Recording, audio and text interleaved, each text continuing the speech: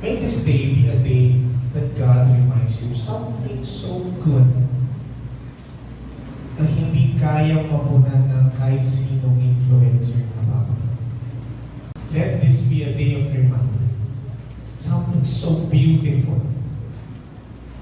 More than anything else in the world, ito yung pag-awa. Habang lumalaki ka kasi you're still growing. Number 2, let this day be a day of giving. And you will be receiving.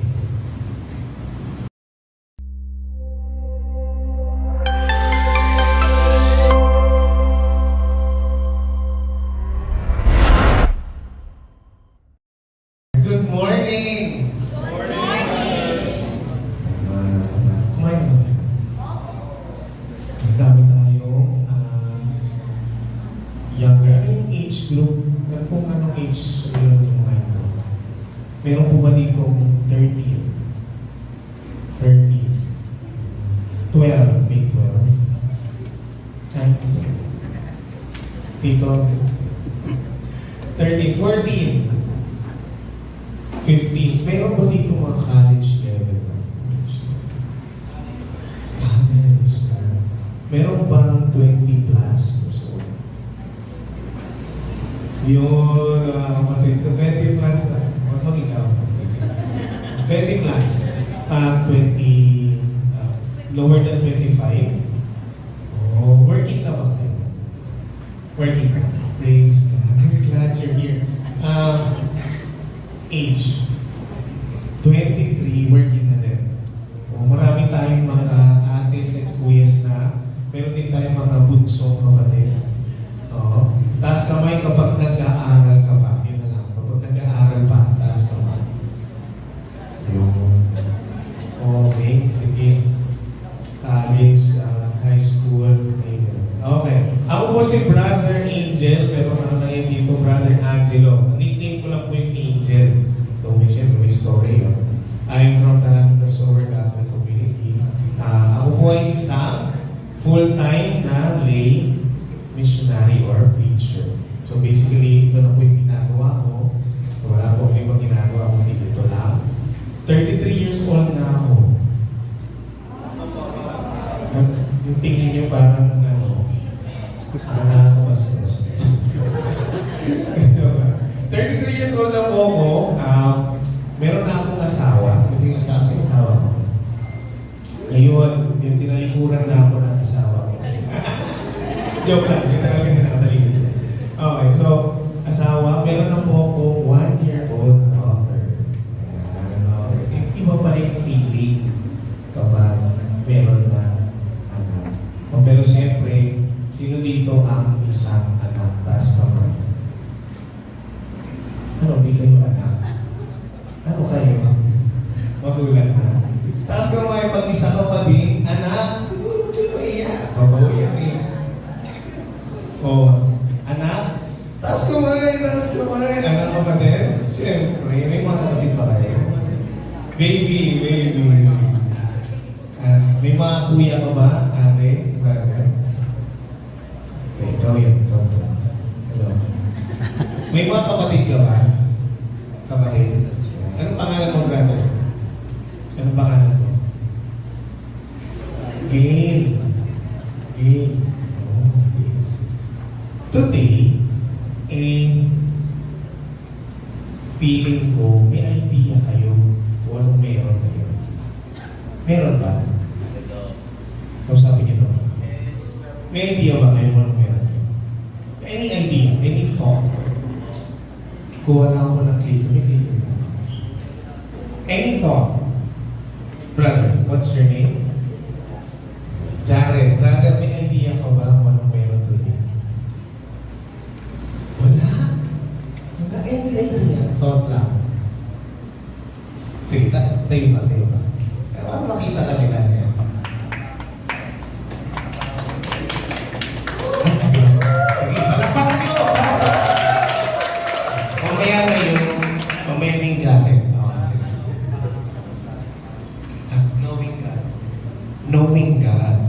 Nice. Sige, dito tayo sa mga... Kailangan marinig ng mga bunso yung mga ating kuya. Dito tayo sa isang kuya. Kuya Ino, yan. Kuya Ino, yan. Any thought or idea of what's up for today? Yes, getting closer to God. Getting closer. That's beautiful. That's beautiful. Brother, what's your name? Yuan. Ano ang pangalan mo, brother? Sige, tayo ka. May idea ka or any idea or thought for today?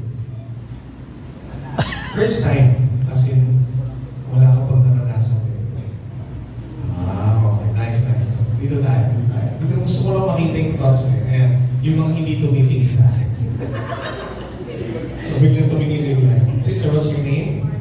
Martha. Wow, biblical. Sige, ikaw tayo ka kapatid. Ano yung idea or any thought na what's up for today? Fellowship. Brother, last one, ikaw.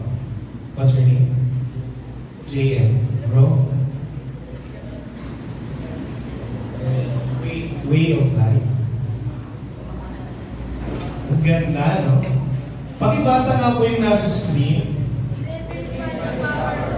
Nasaan yun naman? Sa basa ka.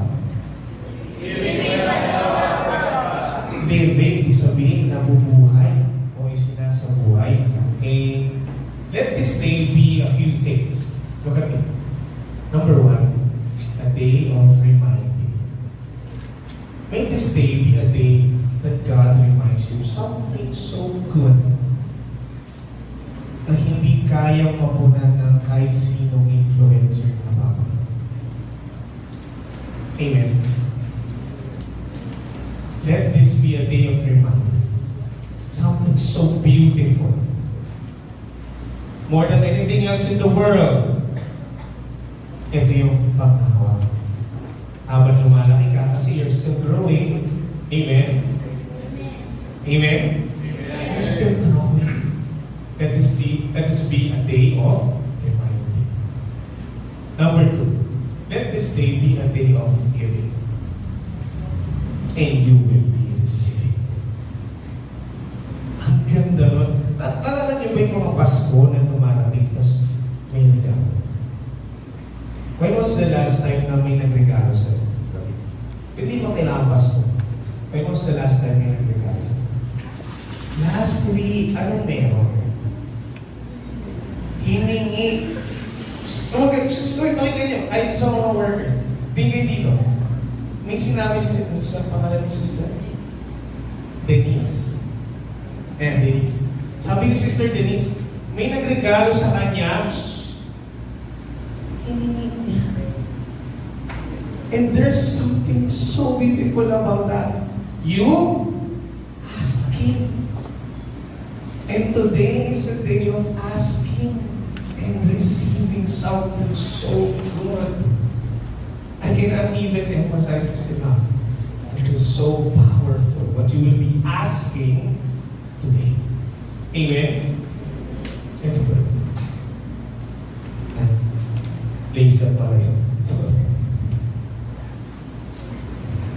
What is this for? Kasi alam mo, pag kami po yung nagbibigay ng mga retreats and recollections, ang lagi namin binubungan, siyempre, sa mga kabataan tulad natin, tatatanong ko si Kuya, ano meron dito? What's in it for me? Kasi ang pinaka-ayaw ng isang bata ngayon, nasasayang lang ang oras. Do you agree? Young people. JP, do you agree? Ayaw mo na nasasayang ang oras mo. Exactly. Dito, time well spent. Kasi hindi talaga masasayang ang oras mo dito. Pero, malaking parte nun, galing sa'yo. Amen? Hindi masasayang yan kasi yung half ng participation dapat sa'yo galing. G? Are you with me? Sige. Gusto ko marinig po siya. Are you with me? Yes! Sige. What is this for? Pakibasa nga po. Go. Establish or deepen a personal relationship with Christ. To establish or re-establish personal relationship with Jesus Christ. Tanong, may relationship ka na ba kay Jesus? I mean, Any type of relationship. Sa tingin mo ba may relationship na kayo with Jesus? Brother, what's your name? Patingin naman ng mga kaya naman. Zay. Ang unique ng mga pangalan nowadays. Zay, do you think you have a relationship with Jesus? Kahit simple man. Meron ka? Yes. Kung maganda nito, Zay, today, you will be better. Hindi ko sinasabing wala na, meron na. Naliman mo lang. Meron ba kayong best friend? Meron ka bang best friend? Meron, di ba? Di ba ang saya pag yung best friend mo, nakikilala mo ba? Yes or no? Yes. Di ba? Denise. Di ba? Denise. Pag yung best friend, di ba? Pero hindi mo nga matawag ng best friend kapag hindi mo masyado kilala. And Jesus wants to know you more. But He also wants to ikalindi. Makilala niyo rin siya ng lubos. Amen? Okay, what is this for promise yun? Kasi one of the best relationships that we should have is with God. Pwedeng wala naman yung tropa sa totoo lang. Yung mga tropa, they come and go. But God's relationship with us, dapat it sticks to us through thick and thin. Amen? Next, what is this for? Pakibasa po, go!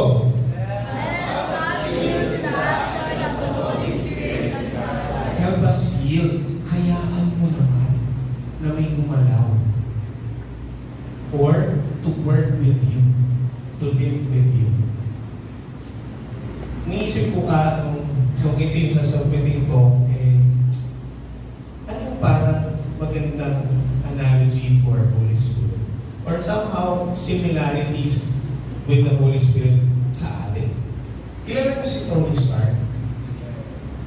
Si Iron Man. Ikaw sabi niyo naman ako. Kapatid, kilala ko si Iron Man, si Tony Stark. Si Holy Spirit parang si Jarvis ni Iron Man. Kilala ko si Jarvis. So yung parang boses na masakit na yung ano mo, may bali na yung ano mo, may mga enemies sa likod mo. Somehow, hindi ko sinasabing yun na mismo yun. But Jarvis, yung Holy Spirit is like Jarvis for us. But way, way, way, way better. Way, way, way advanced. And hindi siya parang comics lang. Realistic. Him being a Jarvis has a realistic approach in life. Amen? That's a beautiful thing. Lalo po sa mga 20 plus na, tingin kayo sa akin, yung mga kuya ate, you will need this. I know you understand now life is not the way it used to be. Amen? Lalo pag nag-work ka na, wait, mas kailangan mo to. More than the knowledge that you have gained from school, kailangan mo to. The wisdom that only God can provide. Next, what is this for? To help us be active members of the community and unite us in service. Active. Active. This day is a reminder for you that you are blessed. Pakisabi nga sa katabi, you are blessed. Sabihin mo naman parang, sabi ka, sabihin mo, you are blessed. Diba? You are blessed. Why? Because you are in a community. A community where there are people that are not perfect like you, but worship the perfect God. Amen? Mahirap kapag you are in a group of imperfect people, but don't recognize someone who is talo. You are blessed to be with these people, to this community that you are into. Ang maganda nito, ipupush ka kasi merong pang mas maganda na pwedeng mangyari when you are active, diba? Active in the community. Pero ma-ignite pa yan as we go further today. What is this for? Pakibasa mo. Go.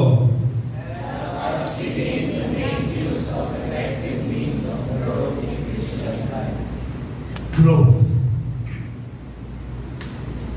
Ito yung isang bagay na ang isang kabataan hindi mo pipigilan. Yes or no? Oo. Ito nga sinaatin yung sina Kuya Ino, Kuya David. Na Kuya David, hindi nyo napigilan eh. Malaki na kayo eh. Amen. Pero may iba pang growth. More than just the physical one, may iba pang kailangan lumago, mag-improve. More than what we know now in school or in our intellectual side of things, mayroon pang mag-grow. Pwede pala yung ugali ko, bago. Hindi pala yung, ay hindi, ganito na ako eh. Hindi, mayroon pa palang pwede magbago. Pwede baguhin. Kaya brothers and sisters, this is something that is so beautiful. I tell you, look at me. Tinitin kayo sa akin. We can tell you now, many wants to sit where you are sitting down. I tell you, ganun siya kaganda.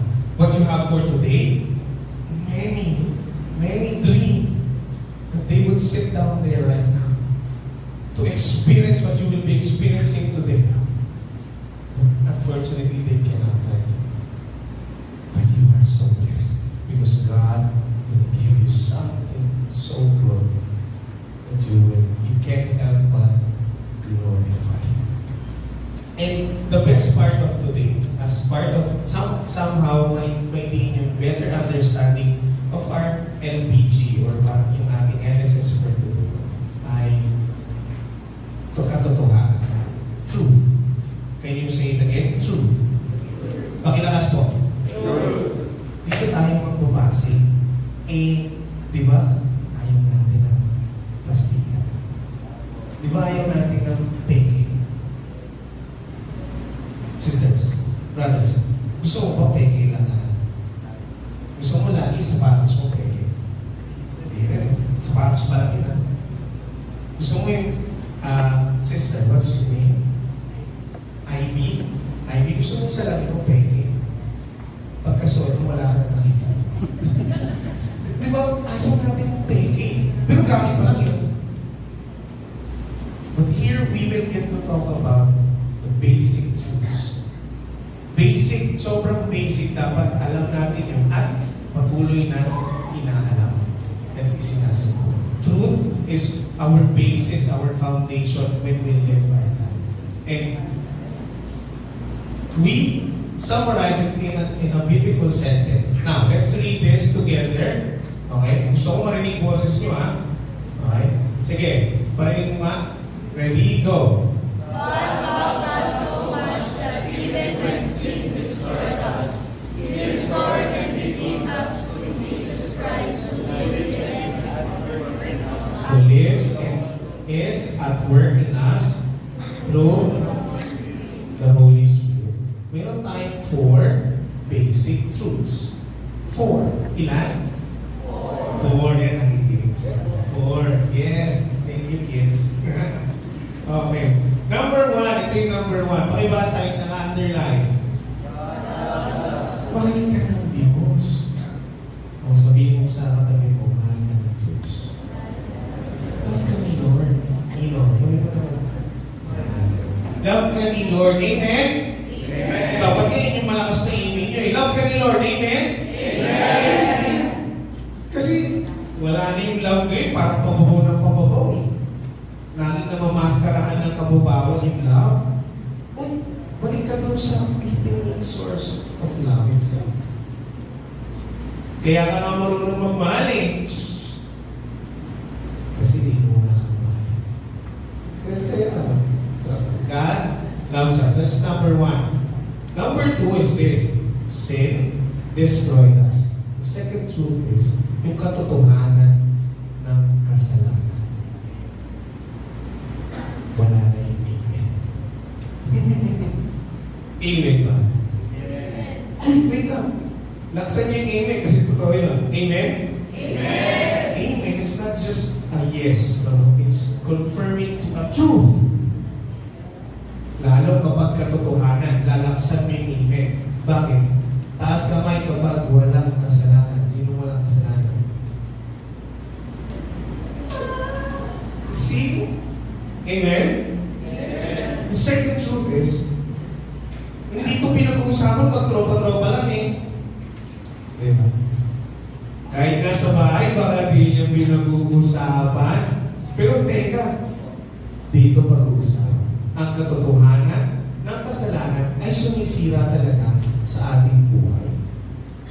Sumisira sa relasyon na meron ka, hindi lang sa kapwa mo, hindi lang sa loved ones mo, pati sa Diyos. Amen? And that's the second. And the third, yun. So, the third, Acer, medyo. Ang pangatlo ay Jesus. Si Jesus yung katotohanan na si Jesus yung Savior. Jesus redeemed us. Despite of us being destroyed by sin, Jesus is there. Savior. Walang ibang hinangan si Jesus kundi makipakonekta ulit tayo sa Ama niya. We cannot save ourselves, but si Jesus yan. Today, lalaliman natin bakit si Jesus. Anong meron kay Jesus? Gasgas na sa pandinig ko kasi lagi ako nasa prayer meeting. Gasgas na sa pandinig ko kasi kahit sa social media, Jesus, Jesus, Jesus. Anong meron kay Jesus? Laliman natin today. Finally, tundukan mo na. Alam mo kung sino siya. Amen? Amen? Amen. Jesus, ito He restored and redeemed us through Jesus Christ. Restoration. Nasira ka eh. Okay, ayusin. And lastly, who lives and is at work in us through the pakilakas po. Holy Spirit. That's the fourth truth. Na huwag mamintisan. Minsan, lagi nakakalimutan. Pero ngayong araw na ito, paalala, uy, meron ka na. Hindi pwedeng hindi mo ito matanggap. Ganun kanya naman. And we will dig deeper, we will dive deeper to these truths today. Amen? Now, tingnan nyo, tingin kayo. Nandito ka na rin lang naman. Kapatid, tingnan mo ako sa mata. Kahit hindi ko kayo matingnan isa-isa. Nandito ka na rin lang naman. Sa Kaipan. You have spent time now this morning sa Kaipan. Give your very best to me. Amen? Pwede naman pwedeng wala ka dito. You can have tons of excuses right now not to be here. Kahit mapilitan ka with your parents, actually, you can still have tons of excuses. But you're still here. You chose to be here. You decided to be here. Amen? Amen. You're here. Make the most out of it. May it be parang di ko train, di ko feel. Minsan hindi yung sa hindi ko feel. You are where God wants you to be. Ulitin ko, tingin sa akin. You are where God wants you to be. And He wants you to be here. Amen. Palapakan natin ang Panginoon.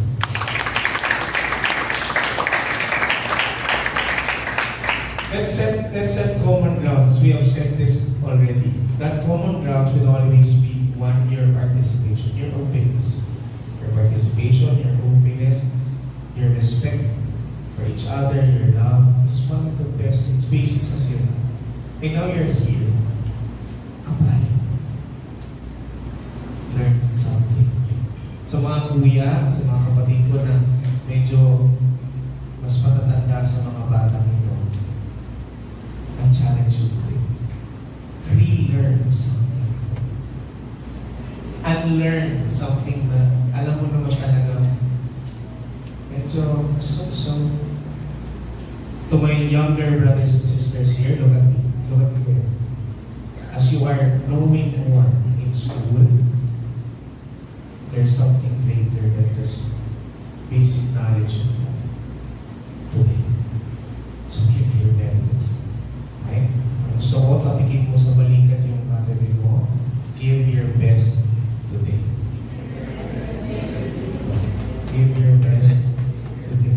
Okay? Gabi mo naman. Tapikin mo. Yan. Ayan. Ito yung tinatapikin. Isingin mo na yun sa okay? Give your best today. Pwede natin palapakan si Lord. Mas malakas.